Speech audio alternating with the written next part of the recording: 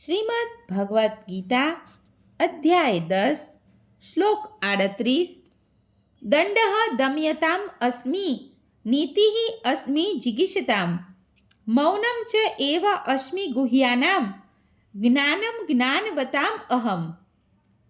અનુવાદ: અરાજકતાનું દમન કરનારા સર્વ સાધનોમાં હું દંડ છું અને વિજયની ઈચ્છા ધરાવનારાઓમાં હું નૈતિકતા છું. રહસ્યોમાં હું મૌન છું અને જ્ઞાનીઓમાં હું જ્ઞાન છું.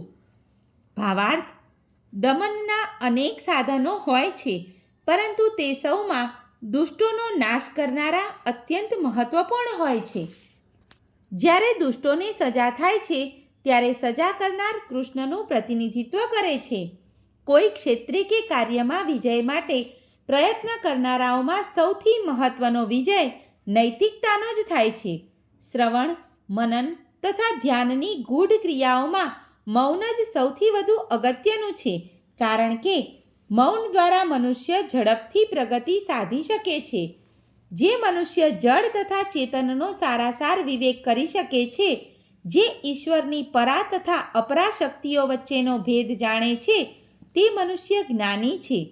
આવું જ્ઞાન સ્વયં કૃષ્ણ છે. સર્વે મિત્રોને દીપ્તિ જોશીના જય શ્રી કૃષ્ણ.